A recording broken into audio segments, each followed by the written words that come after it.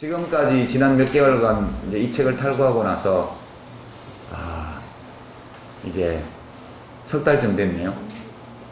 이 책을 제가 2월 초쯤에, 그쵸? 2월 초쯤에 탈고했죠. 예.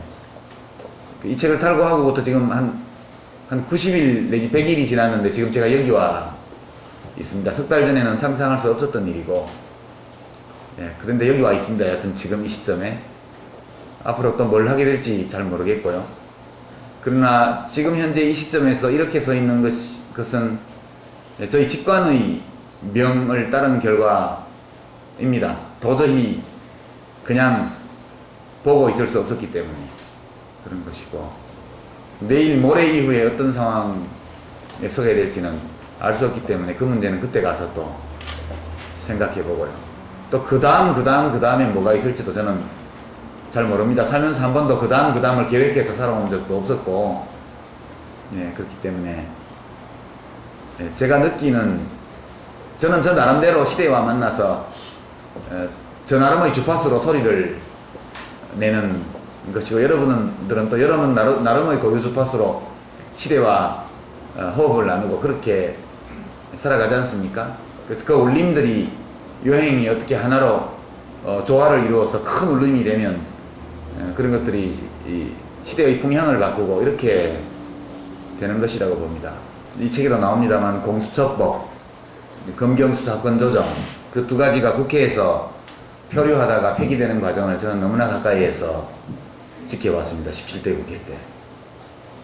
정말 화가 났고 그랬습니다만, 국회의원들이 관심이 없었어요. 그 과정에서 검찰 쪽 로비스트들이 와서 의원회관 밤마다 다니면서 반협박, 반회유 이런 것들을 하고, 그리고 정치인들 누구나 뭐 거꾸로 매달아 놓고 털어서 먼지 안 나온 사람이 있느냐, 이런 통념이 또한 일정한 진실을 함유하고 있는 것이거든요. 그러다 보니까 검찰과 관계가 나빠져서 정치하는 사람이 좋은 일이 뭐 있느냐, 그렇게 해서 결국 법사위에서 심의조차 제대로 되지 않은 채 공수처법은 그냥 사라지고 말았습니다. 청와대에서 얼마만한 큰 관심을 가지고 몇 안 되는 소위 친노 의원들을 불러다가 이 법을 추진하라고 지시를 하고, 저희가 내부에서 당내에서 모임을 만들어서 이걸 해보려고 발버둥을 치고 그렇게 했지만 당시 열린우리당에서 안 해줬습니다. 지금 와서 한나라당마저도 공수처를 만들겠다고 얘기하는 것은 대단한 아이러니죠. 예, 그런 제도가 필요하다고 생각합니다. 특히 이 검찰의 중립 또는 검찰의 위법행위, 정치적 편향성으로 인해서 벌어지는 위법행위, 이런 것들을 막기 위해서는 검사의 위법행위, 검사의 범죄를, 다른 보통 검사 아닌 사람의 범죄를 처벌하듯이 처벌하는 기구를 둬야만 됩니다. 이 사람은 다 거기 큰 차이가 없습니다. 누구나 내가 권력을 가지고 있고, 내가 이 권력을 휘두르는 과정에서 내가 저지른 범죄는 내가 기소하지 않는 한 절대 처벌받지 않는다, 이렇게 되면 어지간한 성인군자가 아니면 권력 남용, 오용의 이 유혹에서 벗어나기 어렵습니다. 기소해야 할 것을 기소하지 않고, 그죠? 그건 부작위에 의한 권력 남용이고요. 기소해서는 안 될 것을 기소하는 것, 이것은 자기에 의한 권력 원함용이고요. 그 다음에 저렇게 정치적 목적을 가진 피의사실 유포나 등등 이런 것들은 법률적으로 위법할 뿐만 아니라 아주 고도의 정치적인 책략에 스스로를 이용당하게 하는 행위거든요. 누가 검사를 이용하는 게 아닙니다, 지금 보면. 그래서 이런 일을 막기 위해서는 근본적으로 검사도 잘못을 저지르면 처벌받는다는 것이 제도로 확보되어 있어야 됩니다. 그것이 우선 기본 조건이고요. 그렇다고 해도 완전히 이 중립성이 보장되는 것은 아닙니다. 얼마든지 그 법이 허용하고 있는 범위 안에서 중립 아니게 할 수 있죠. 이제 거기에는 역시 사회의 감시, 언론의 역할, 이런 것들이 매우 중요합니다.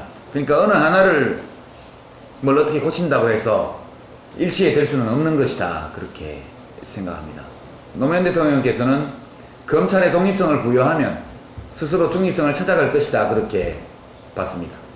검찰의 정치적 편향성이 독립을 보장해주지 않고 정치 권력이 검찰을 악용한 데서 생긴 것이기 때문에 역사적으로 볼 때 그래서 대통령 스스로가 악용하지 않고 독립을 보장해주면 그들 스스로 중립을 원하기 때문에 그리 갈 것으로 봤거든요. 근데 그것이 이제 저는 판단착오였다 이렇게 보는 것이죠.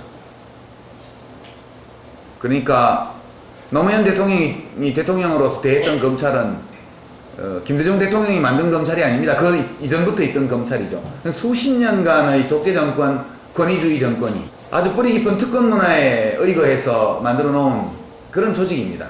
그렇기 때문에 우리 대통령께서 너무 순진하셨다 그렇게 생각합니다. 근데 그분이 그렇게 순진하셨기 때문에 지금 검찰이 저렇게 많은 비판에 직면하고 있는 것 또한 사실입니다. 만약 노무현 대통령께서도 검찰을 바로 독립시키지 않고 독립시키면 다음에 누가 들어오면 또 정치적으로 스스로를 던질 것이다. 이제 이렇게 본다면 독립시켜서는 안 되겠죠. 그렇지만 그럴 수 있다는 생각을 하면서 독립시켰기 때문에 지금 검찰이 이명박 정부 들어서고 나서 했던 수많은 해서는 안 될 일들 또는 했어야 마땅했으나 하지 않은 일들 이런 것들에 대해서 대단히 지탄받고 있지 않습니까? 참여정부 때 대통령이 좋은 마음으로 좋은 뜻으로 검찰을 독립시켜 주었던 이 기회를 부여받았던 검찰이 스스로를 타락시키고 있기 때문에 그래서 국민의 비난이 또는 비판이 그렇게 첨예하고 크게 지금 일어나고 있는 것입니다. 대통령께서는 바보처럼 하셨지만 그분이 5년간 바보처럼 하셨던 그 일들이 오늘날 검찰의 정치적 편향성과 검찰의 유법 행위를 더욱더 돋보이게 만드는 그런 효과를 가지고 오고 있습니다. 이명박 대통령만 돌아가신 노무현 대통령과 싸우고 있는 게 아닙니다. 검찰도 자기들이 죽인 대통령의 혼과 싸우고 있죠, 지금. 그렇습니다. 역사에서 그냥 지나가는 범죄는 없습니다. 언제 어떤 형태로든 자기가 저지른 악업에 대해서는 반드시 살아서도 그만한 고통을 받게 된다는 것이 대체적으로 우리가 역사에서 목격하는 현실입니다. 그리고 깨어있는 시민이 사람 사는 세상을 만들기 위해 무엇을 해야 되는가? 이것은 그 답은 여러분들 각자의 마음속에 있는 것으로 생각합니다.